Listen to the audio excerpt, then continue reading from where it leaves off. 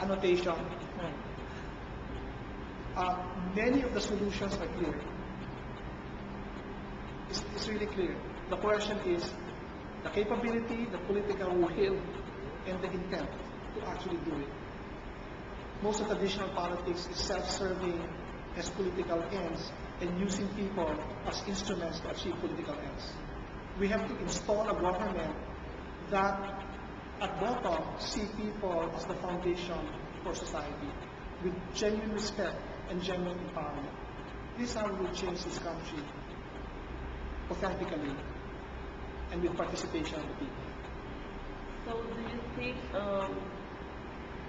poverty is caused by population or poverty Poverty. and population?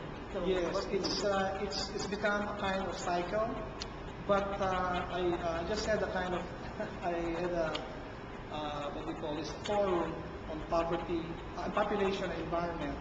One of the things I pointed out there was one of the fastest ways to stabilize population and achieve sustainable population is broad-based economic equitable growth. In countries where per capita income increases across the board, the fertility rates go down. Because fertility rates are also, in a sense, survival function. And so it's clear that the challenge of population and poverty are structural. And that's why we have to address systemic challenges and not just have technological fixes for population.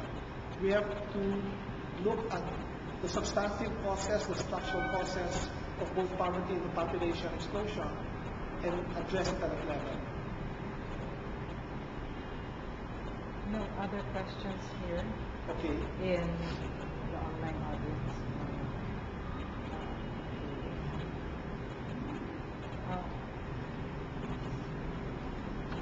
I think you've answered something on environment already, but Okay.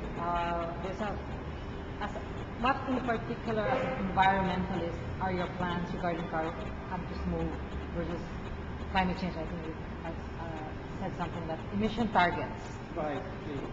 Emission targets in connection with climate change. Yes. Yes. I think as one persons advocating for mitigation of greenhouse gases, I think we have to take a close look at three gases. It's not just carbon dioxide. We have to take a look at methane generation and also nitrous oxide generation. So if a structural approach to make our own contribution to the world. By the way, I must say this, that the Philippines is a minor contribution to the whole thing. But I feel that a sense of our oneness and our solidarity with humanity as a whole, we have to do our part in a way that is responsible and not disadvantageous to us. So in terms of greenhouse emissions that lead to climate change, the carbon targets are clear. The global target in the Copenhagen summit is, they actually are moving towards 400 parts per million and a little beyond. I think we should move towards 350 parts per million, which is the upper limit when we can destabilize the climate, number one. Number two, many have neglected methane. Methane emissions in this country are coming mostly from solid waste, the garbage. Metro Manila is 50 to 60% biological waste, and we're generating about 7,000 tons of waste a day. So can you imagine if we're able to properly dispose this, we actually reduce our methane emissions. And there's a wonderful technology, many people know this. This is the vermiculture technology. Worm castings are one of the richest sources of organic fertilizers, and you don't need large areas to compost 7,000 tons or less than 5,000 tons of biological waste. The third source of major greenhouse gas emissions is agriculture. And this is not too well known, it's not too well discussed. But all over the world, about a third of greenhouse gas emissions are agriculture-based through the massive use of chemical fertilizers. So I was mentioning to Ricky earlier, I'm going to be introducing organic farming in a nationwide scale because among others, organic farming will cut down nitrous oxide emission. Nitrous oxide comes from the heavy usage of chemical nitrogen, especially urea, which is heavy fertilizer. Many people don't know that 1 ton of chemical fertilizer, urea, uses 5 tons of fossil fuels to manufacture. So you can imagine already the greenhouse contribution. Then once you put that thing on the soil, less than 10% is used.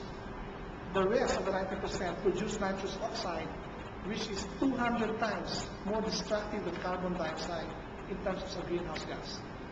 Very few people know this. They're not even talking about it. That's why they say it's going organic farming. They found out in the United States, if organic farming was introduced in a nation scale, it will cut down the greenhouse gas emissions of the U.S. by 1/3. I mean, that's massive. So we can do the same. We can do our share, and in fact improve our ecology, improve our health, because we're eating a lot of junk food, which is actually also food with a lot of pesticides that we're eating without the proper monitoring. This is also one area that I'm going to beef up. I'm going to introduce the kinds of instruments that will allow us to monitor the kind of pesticide levels we're eating, because we're slowly killing ourselves as a people. Cancer rates are increasing in this country, diabetes rates, heart disease rates. This is part of the overall approach. So the question is a kind of greenhouse emission. We're ending up with agriculture, lifestyle, consumption. This is all interrelated. And organic vegetables right now are very expensive. That doesn't have to be the case.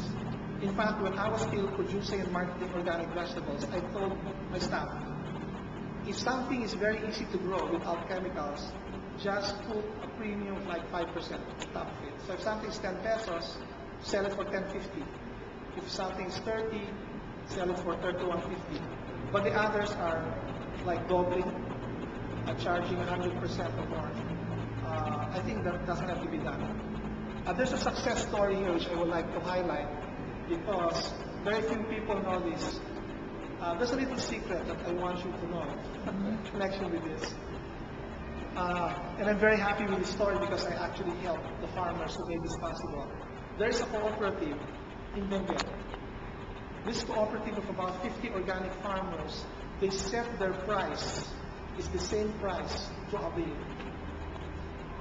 And I know this because we buy vegetables from them. During Typhoon Ondoy, when some of the prices of the vegetables were ridiculously high, they maintained the price. They did not take advantage. It was organic, but lettuce, which was selling at 400, 500 pesos a kilo, was selling for them at 150 pesos a kilo. So where can they find their groceries? No, exactly. So I'm announcing this, and would you know how to get in touch with them? Not really well.